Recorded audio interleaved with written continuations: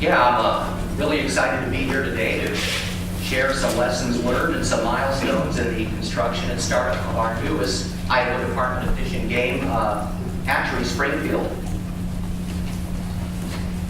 As you might imagine, it's been quite an undertaking, quite a road, and I offer a sincere and heartfelt thank you to our Fisheries Bureau staff for their support and their guidance. We wouldn't be as far along as we were, and they've sure shortened the learning curve for me. And also for Bonneville Power, who is our funding provider. Those folks have been a delight to work for, and again, have helped a newbie to federal funding kinds of issues. They've really helped me along that road as well. We were completed and in fact came online in 2013. Funding is provided via BPA with Accord, again, per our previous speaker, Idaho Fish Accord funding. We utilized the design-build approach. That approach is new. I believe we are the first facility in Idaho to use a design-build approach as opposed to a design-bid-build approach. Simplistically, the same company that designs the facility also builds the facility. So construction personnel, engineers, and architects, they're all under the same umbrella. And I'll talk about the efficiency of that a little later in the presentation. We came in at $13.5 million construction budget. Basically, our footprint is 73 acres. That property acquisition came with a 50 CFS water right. That is provided by 6 production wells, and our water temperature through those wells is a constant 9.9 C. Single pass flow through system, all of our rearing and incubation units. That is tried and true technology. Again, we are tasked with culturing an ESA listed species as part of a recovery plan. So this is no need to reinvent the wheel. We've successfully used this technology for many, many years. We receive our eggs from IDF&G's Eagle Hatchery per Dan Baker's presentation, and we have redundant, we have eggs also supplied again in the eyed stage from NOAA's Burley Creek facility.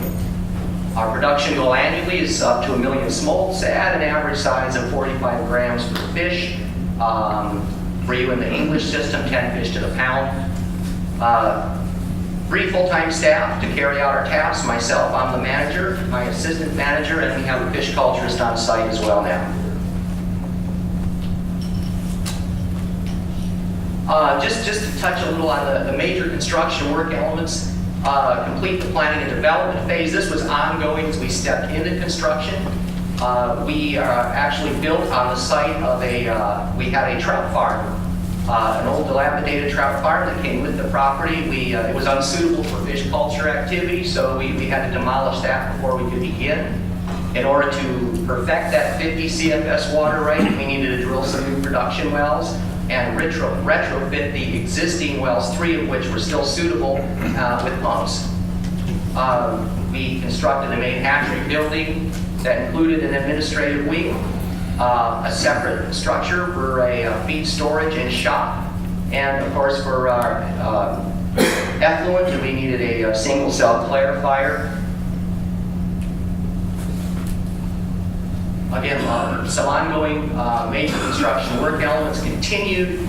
Outdoor concrete raceways with roof, pumped water in artesian head boxes, 50-ton chiller, 2 backup generators, ESA listed species, 3 new manufactured residences for permanent staff, and the construction of a dormitory for our seasonal staff. Water delivery system. We have 6 production wells that we use to supply our water. They average about 280 foot deep. They are encased in these houses here. As we touched earlier on the chiller, that's a 50-ton chiller on the right side of the slide, and that 50-ton chiller produces about 110 gallon a minute of water chilled down to about 10 degrees C from ambient per design. That was the design of it. A little bit more about that later. Production incubation room. We use half stacks of vertical flow incubators. We actually have a total of 6 of those arranged in rows. Each row receives chilled and ambient water. through the piping up top there. So we have up to 8 different temperature regimes that we can use to align the swim-up timing of the resulting fry. At swim-up, those fry will be counted into our early rearing units here. Again, linear single-pass units, fiberglass, very traditional technology. And 22, a million fish, 22, 384 trays.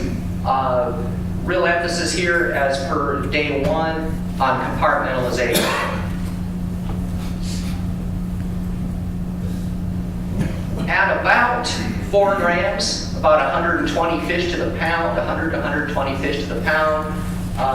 Those fish are moved outside. We do that via electric fish pump that conveys those fish into an automated marking unit or automated marking units where all of our sockeye receive an adipose fin clip and are measured. They are then ejected in their corresponding raceway, 22 early rearing tanks to 22 raceways. And just a really neat shot here, subgrade, 42-inch HDPE line supplying water to those raceways. I had the fun of taking this shot from the air, just a really neat aerial view of our facility and how it's laid out. So at startup, we were tasked with watering up and testing our whole water delivery and backup systems. Ongoing, of course, work elements here, acquiring baseline fish culture data, growth, conversion, stuff like that. And we're still developing and testing and refining our culture techniques. How do we improve size consistency? How do we reduce pinheading and dropout? And then how do we effectively use those techniques to ramp up production and increase and better our overall survival from egg to smolt? A couple of stories here in the pictures. One, the obvious, we are doing pretty well. We have a target egg to smolt survival of 85%. And you can see our first year of production was brood year 13. And we pretty much just managed to about kiss that 85% at 84.8. Overall feed conversions are good. We had some challenges we'll discuss here in a second. But overall, a pretty positive picture. It also demonstrates the ramped up approach that we've taken. In brood year 13 and in brood year 14, we also had smolt production going on as a somewhat of a safety net while we attempted to kind of get our feet wet, pun intended, and ramp up production efforts at Springfield. With every milestone opportunity comes a few challenges. Our first production challenge was Phoma. We experienced, particularly in our second brood year production, rather high mortality and following feed training. Fish got up and fed well, trained readily, surprisingly readily. It seemed too easy, and I guess indeed it was, because they then broke with Phoma. A fairly significant loss there, about 55,000 fry and some change we lost after first feeding in March of 15. Those would be brood year 14 fish. Lessons learned, we did some literature searches, made some phone screen. We elected to try something that's worked very well for us since. We just don't introduce those fish to feed quite so soon. In fact, we've been starting at about 950 CTUs. We just upped that to 1,050. That's about 10 days later than we had been introducing fry to feed, and that's worked very well. And we also did much more gradual rationing prior to following feed projections. Those two approaches have solved, or at least we think, solved the whole problem. So things are going great. We've got the production aspect well in hand. Looks like our survival targets from egg to liberation are going to be good. Fish look good. What could possibly go wrong? Well, post-release loss, first sockeye salmon, real milestone, right? Brood year 13, our first brood year release from Springfield. And on day 2 of hauling, it was only a 2-day event. On day 2 of hauling, unfortunately, we collected almost 3,700 morts at the stocking site. Many were dead or dying upon arrival. Subsequently, at Lower Granite Dam, the first dam in the system these fish have to get through to go to the Columbia, And through the viewing windows there, fish were in very poor condition, grade fins, lesions, and obvious signs of high total dissolved gas. We got right to work. This isn't going to happen the second time, right?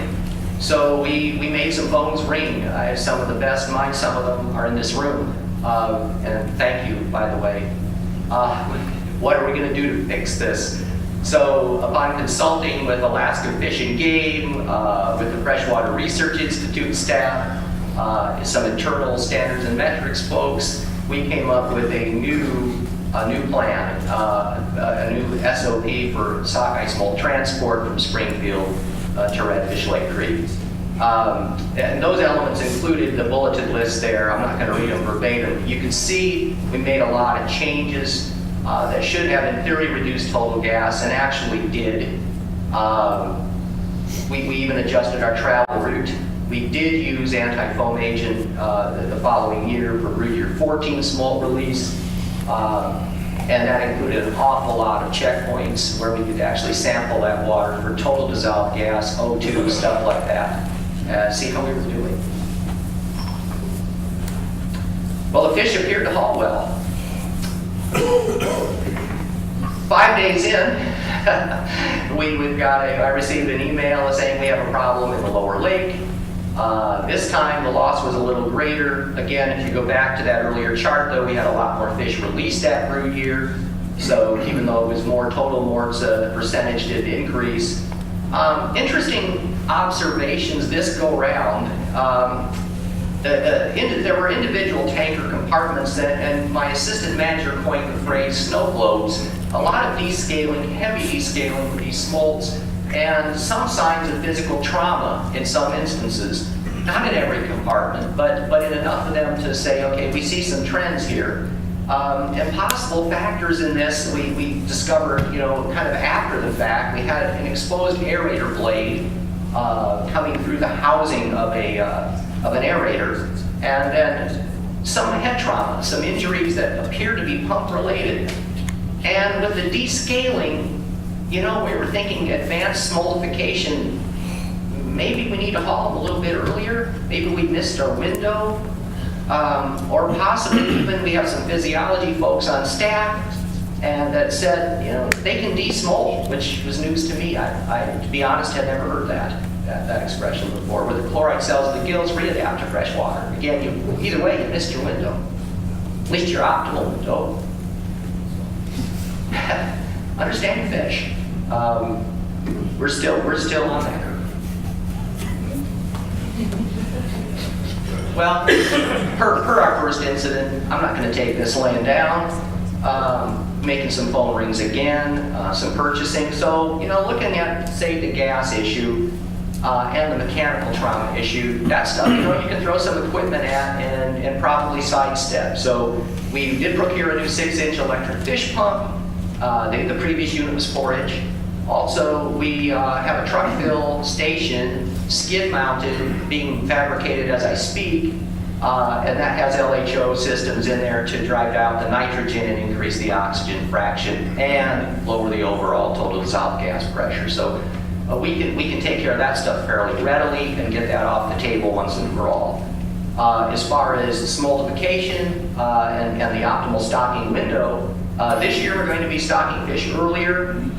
Instead of, say, May 8th for a start, we're going to get fish out the gate beginning April 18th. We also are looking into getting an additional chill water supply. Long story, that's a separate presentation on its own, but to slow down the development during incubation. And we have a smolt physiology study underway right now to try to see if we have some stress-related things going on, either with smoltification or independent of smoltification. So we're actually looking into blood plasma and ATPase levels and things like that. Infrastructure, again, we touched on the chiller a little bit there.